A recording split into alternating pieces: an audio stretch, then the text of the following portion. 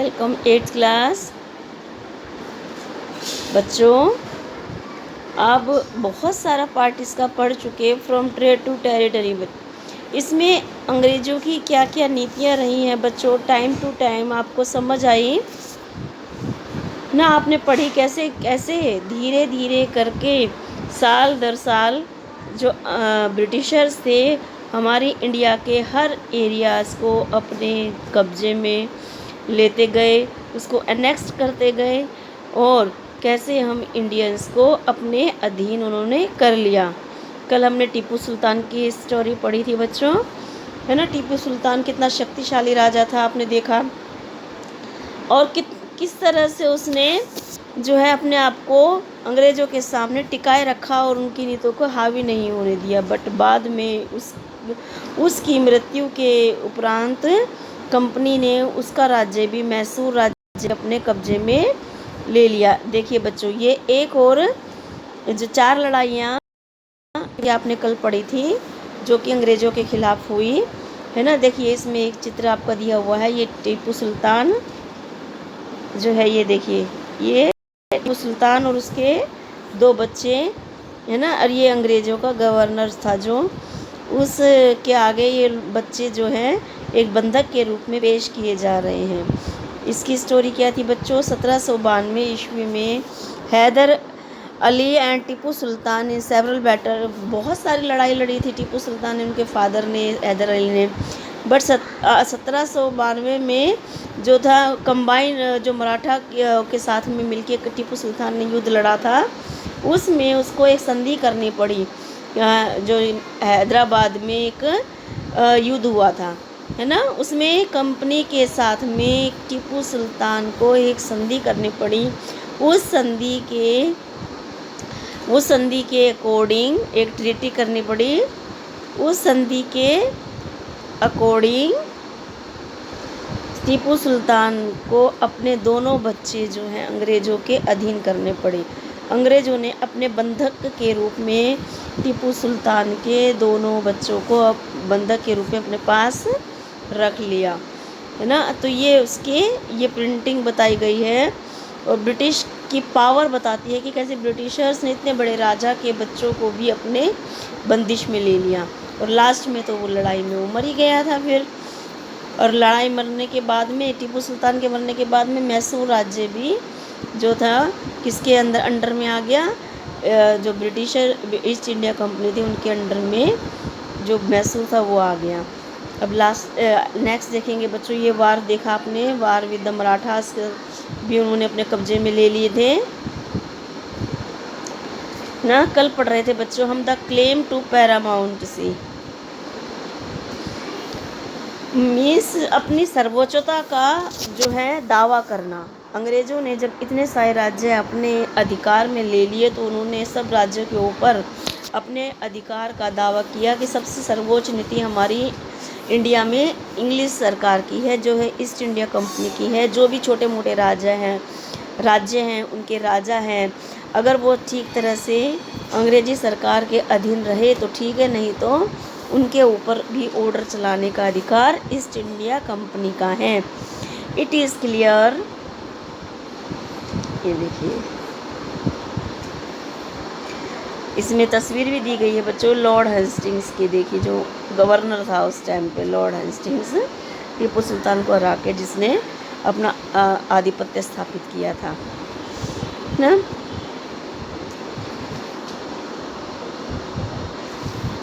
It is clear from the above that from the clear 19th century company pursued the aggressive policy of territorial expansion under Lord Hastings, Governor General, and 1813 to 1823. A new policy of paramountcy was initiated. Now the company claimed that its authority was paramount or supreme. Hence, its power was greater than that of Indian states. In order to protect its interests, it was justified in accession, threatening annex any Indian kingdom. This view continued to guide later British policies as well. Britishers ने ये दावा किया 19th century के starting में ही कि हर व्यक्ति जो Lord Hastings था उस टाइम गवर्नर जनरल बन के आया, और कब तक रहा गवर्नर जनरल वो 1813 से 1823। उसकी एक पैरामाउंट सी नीति थी, में सर्वोच्चता को स्थापित करना, सुप्रीमता दिखाना कि सबसे सर्वोच्च ईस्ट इंडिया कंपनी है ना, सब इंडिया स्टेट से ग्रेटर है ईस्ट इंडिया कंपनी। और उसके अगर जो भी राज्य, जो भी छोटे छोटे राज्य हैं, राजा हैं, सब ईस्ट इंडिया कंपनी के अधीन हैं, ये उसका कहना था। This process however did not go unchallenged.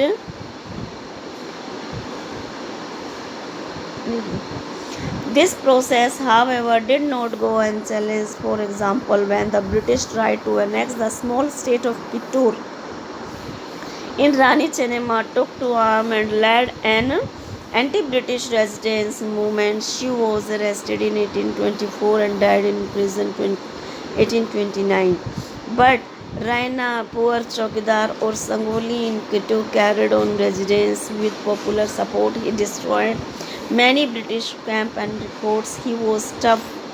He was caught and hanged by the British in 1830. You will read more about several cases of resistance later in the book. ये story है। पहले तो पैरामाउंटेसी की नीति अपनाई Lord Hasting ने, लेकिन उसकी ये नीति ऐसा नहीं था कि सभी लोग मान रहे थे, कोई चैलेंज करने वाला नहीं था। कित्तूर की एक महारानी थी, वो ब्रिटिश ने उसको भी अपने कब्जे में लेना चाहा। कित्तूर जो कि कर्नाटका में है इस टाइम पे, कित्तूर एक स्टेट था जो कि कर्नाटका में है, वहाँ की रानी थी चेन्नम्मा।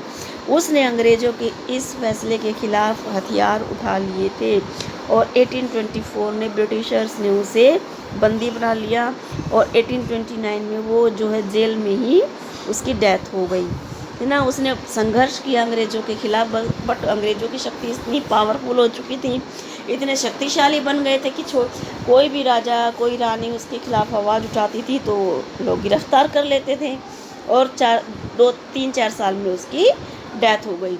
लेकिन उसके बावजूद भी रायना पुअर चौकीदार, एक बहुत गरीब चौकीदार था संगोली का, कित्तूर का एक संगोली गांव था, उसमें चौकीदार था, वो भी अंग्रेज़ों के खिलाफ लड़ता रहा और छोटे छोटे उसने बहुत सारे कैंप जो थे ब्रिटिशर्स के वो तबाह किए, लोगों को अपने साथ इकट्ठा किया, इंडियंस को एक सपोर्ट के तौर पे अपने साथ लिया और ब्रिटिशर्स के कैंपों को, बहुत सारे कैंप को तबाह किया। ही वॉज कॉट, वो पकड़ा गया 1830 में, उसको भी पकड़ लिया गया क्योंकि शक्तिशाली थे, पावरफुल थे ब्रिटिशर्स, उसको भी पकड़ लिया गया और फांसी पर लटका दिया गया। बट इस तरह की बहुत सारे जो लोग चैलेंज कर रहे थे ब्रिटिश गवर्नमेंट को, ये ऐसी स्टोरी आप इस चैप्टर में और पढ़ेंगे बच्चों। चाहे बहुत सारा फैल तो गया था, ब्रिटिश चारों तरफ फैल तो गई थी, बट उसके बावजूद भी ऐसे लोग मौजूद थे इंडिया में जो कि अंग्रेज़ों के खिलाफ आवाज़ उठाते थे। In the late 18th century East India Company, last में जब 1830 के आगे जब ईस्ट इंडिया कंपनी को बहुत एक चिंता हो गई रशिया की जो बढ़ती हुई पावर जो बढ़ रही थी, उसने सोचा कि एशिया में आके वो इंडिया में भी उत्तर पश्चिम इलाकों से जो है उसके ऊपर आक्रमण करेंगे इंडिया पे और जो इंडिया की शक्ति अपने कब्जे में ले लेंगे, क्योंकि रशिया बहुत एक शक्तिशाली राज्य था। तो ब्रिटिशर्स को ये चिंता लग गई, इसलिए वो चाहते थे कि पश्चिम और उत्तर पश्चिम का जो भी साम्राज्य था वो अपने कब्जे में ले ले। उन्होंने अफ़गानिस्तान के खिलाफ लड़ाई लड़ी और 1838 से 1842 के बीच में अपना शासन वहाँ पर स्थापित कर लिया।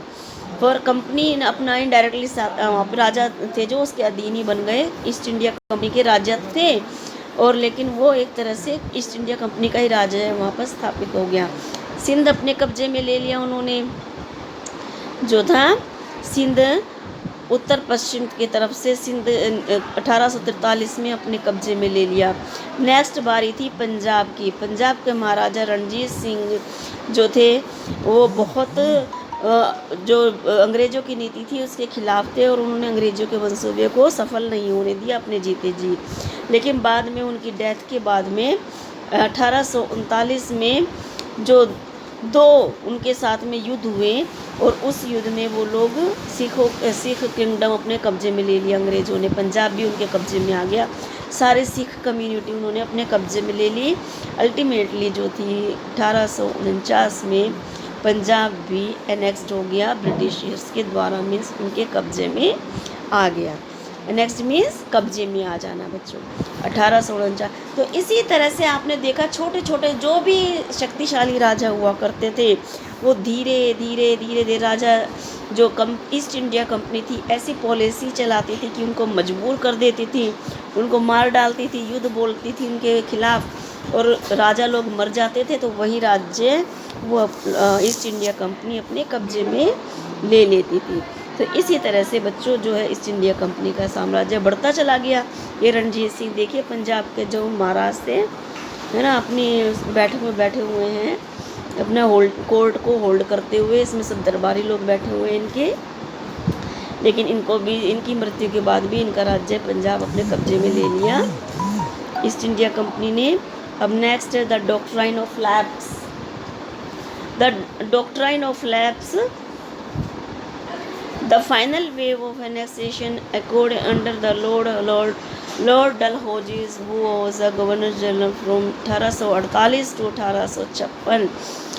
तो 1848 से लेके 1856 तक गवर्नर जनरल रहा लॉर्ड डलहौजी ने एक लास्ट नीति, जो कि थोड़े बहुत राज्य इंडिया के ईस्ट इंडिया कंपनी के साम्राज्य में आने से बच गए थे, ये सब लास्ट कार्य जो है लॉर्ड डलहौजी ने पूरा कर दिया।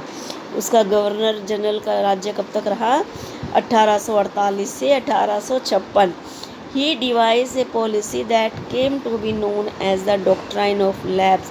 उसने अपनी एक पॉलिसी चलाई, डॉक्ट्राइन ऑफ लैप्स। बच्चों आप पढ़ भी चुके हैं, मैंने आपका 1857 का जो वार कराया था उसमें डॉक्ट्राइन ऑफ लैप्स जो एक्सप्लेन किया था, है ना। डॉक्ट्राइन ऑफ लैप्स के जरिए क्या था, जो भी राज्य अगर किसी का पुत्र जो है उसको उत्तराधिकारी के रूप में नहीं है उसके पास, या उसका कोई जो उसका अगर या तो गोद लिया हो या कोई भतीजा भतीजी उसके उत्तराधिकारी नहीं बन सकते, अगर राज्य का कोई रियल पुत्र जो है उसका उत्तराधिकारी नहीं होगा तो वो राजा के मरने के बाद में उसका राज्य इंडिया जो ईस्ट इंडिया कंपनी थी उसके कब्जे में आ जाएगा। ईस्ट इंडिया कंपनी उस पर अपना एनेक्स्ट कर देगी, अपना कब्जा जमा लेगी। ये थी डॉक्ट्राइन ऑफ लैप्स। इस पॉलिसी के चलते हुए देखिए, इस पॉलिसी के चलते हुए 1848 में संबलपुर 1850, उदयपुर 1852, नागपुर 1853, झांसी 1854। झांसी की रानी तो बहुत मशहूर है, आपने देखा है अपने बेटे को कैसे बांध के वो लड़ी थी राजा ईस्ट इंडिया कंपनी के खिलाफ। तो इसी तरह से वो सभी साम्राज्य जिनके खुद के उत्तराधिकारी नहीं थे, सभी साम्राज्य ईस्ट इंडिया कंपनी के अंडर में आ गए और ज़बरदस्ती उन्होंने कब्जा कर लिया। इस तरह से लॉर्ड डलहौजी के गवर्नर जनरल जो है गवर्नर जनरल के रहते हुए उसने लास्ट कार्य अपना पूरा कर दिया, बचे कुछ राज्य इंडिया के अपने कब्जे में ले लिए। Finally in 1856 company also took over Awadh. Last में अवध को अपने कब्जे में ले लिया कंपनी ने। This time the British had an added arguments. They said they were obliged by duty to take over Awadh in order to free the people from the misgovernment of Nawab, enraged by the humiliated way in which the Nawab was deposed. The people of Awadh joined the great revolt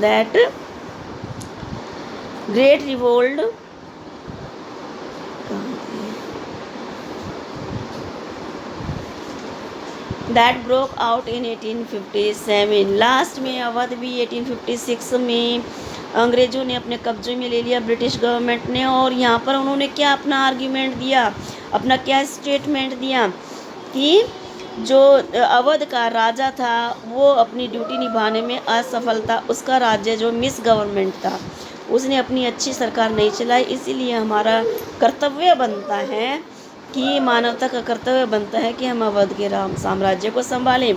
but जनता तो सब कुछ जानती थी कि उनका राजा बहुत अच्छा है और वो बहुत अच्छा अपना काम कर रहा है, उनका नवाब प्रिय नवाब है। तो अंग्रेज़ों के इस फैसले से अवध की जनता नाराज़ हो गई और 1857 जो है युद्ध में अवध ने बढ़ चढ़कर भाग लिया, जिससे कि 1857 का जो वार था वो बहुत शक्तिशाली हो गया अंग्रेज़ों के खिलाफ। ब्रिटिशर्स ने फिर भी अपनी इंडिया को इसमें हराया था। बहुत सारे रीजन थे बट ये उनके ऊपर भारी पड़ गया था। इसके बाद उन्होंने सोचना शुरू कर दिया था कि इंडिया में अपना व्यापार बढ़ाया जाए, इंडिया के साम्राज्य को छोड़ा जाए या रखा जाए। तो इस युद्ध ने अंग्रेज़ों को यहाँ से हटाने के लिए मजबूर कर दिया था। इसमें एक छोटा सा क्वेश्चन पूछा है बच्चों, एक एक्टिविटी टाइप, कि जैसे डॉक्ट्राइन ऑफ लेफ्ट चलाई थी लॉर्ड इसने कार्नवालिस ने इसने चलाई थी लॉर्ड डलहौजी ने। लॉर्ड डलहौजी ने डॉक्ट्राइन लेफ्ट चलाई, जिसमें कि किसी भी राजा का उत्तराधिकारी साबित ना होने पर वही राज्य जो है ब्रिटिशर्स के अंडर में आ जाता था। अगर वो ब्रिटिशर्स के अंडर में आ जाने के बाद में अगर कोई राजा का कोई उत्तराधिकारी नहीं है तो उसका भतीजा या जो भी उसके आसपास के रिलेटिव्स हैं वो सोचते हैं कि अगर राजा के बाद हम वहाँ के राजा बनेंगे, है ना। लेकिन ब्रिटिशर्स की इस नीति के बाद में उनके सपने चकनाचूर हो गए और उनको कैसा फील हुआ होगा जब ब्रिटिशर्स ने उनके राज्य को अपने एनेक्स कर दिया, अपने कब्जे में ले लिया, तो उसको कैसा लगा होगा। इसका उत्तर बच्चों आप सोचिएगा, अगर हो सके तो लिख के दीजिएगा, ठीक है। अब नेक्स्ट है बच्चों, एक मैप दिखाया गया है इसमें कि जो साम्राज्य, ये 1797 का मैप है। कुछ साम्राज्य हैं जो अंग्रेज़ों के अंडर में थे, है ना। पहले थोड़े थोड़े थे, फिर ज़्यादा साम्राज्य कैसे उनके अंडर में हो गए। ये जो येलो पार्ट है ना, ये जो येलो पार्ट है ये शुरू में 1857 में जो है अंग्रेज़ों के कब्जे में, 1897 में अंग्रेज़ों के कब्जे में था। ये थोड़ा थोड़ा येलो पार्ट नज़र आ रहा है। कोलकाता है, बनारस है ना, इधर मैसूर के पास के कई एरियाज़ हैं, मद्रास हैं, ये सब थोड़े थोड़े हैदराबाद थोड़े थोड़े जो थे अंग्रेज़ों के कब्जे में थे। फिर आइए आप 1840 में यही जो साम्राज्य येलो कलर का बढ़ के ज़्यादा हो गया, रेड कलर कम हो गया, जो कि इंडियन का सिंबल है ना। और अंग्रेज़ों का पार्ट जो है बढ़ता चला गया। बनारस है, लखनऊ है, दिल्ली का पार्ट, कलकत्ता, हैदराबाद, गोवा, बॉम्बे, मैसूर, मद्रास, ये इतना पार्ट जो है, बहुत सारा पार्ट अंग्रेज़ों के अंडर में आ गया। अब इससे आगे चलिए बच्चों, और 1857 में तो मोस्टली पूरा इंडिया जो था अंग्रेज़ों के अंडर में था। ये जो थोड़ा थोड़ा जो पार्ट रेड कलर का नज़र आ रहा है, ये इसमें भारतीय राजा वहाँ पर अपना राज करते थे, बट वो भी ना के बराबर। वो अंग्रेज़ों के खिलाफ़ आवाज़ नहीं उठा सकते थे, मीन्स वो उनके अधीन थे। और कोई भी अगर उनकी नीति बुरी लगती थी राजाओं की, तो तुरंत ईस्ट इंडिया कंपनी उन पर हमला बोल के अपने कब्जे में उनको ले लेती थी। तो इस तरह से गुलामी के जंजीरों में हमारा देश जगड़ता चला गया था। सेटिंग अप न्यू एडमिनिस्ट्रेशन बच्चों, ये हम कल पढ़ेंगे पार्ट। तब तक आप ये मैप वगैरह अगर हो सके तो अपना कोई मैप हो आपके पास तो उसमें आप फिल करिएगा। ये देखिए, इसको मैप को फिल करिएगा, है ना। 1857 का मैप है। नेक्स्ट जो है सबसे पहले 1797 का, फिर 1840 का मैप जो दिया हुआ है, और इसको अच्छे से समझिएगा कि कैसे कैसे अपना साम्राज्य बढ़ाते चले गए ब्रिटिशर्स और कैसे कैसे इंडिया का पार्ट कम होता चला गया। Alright students.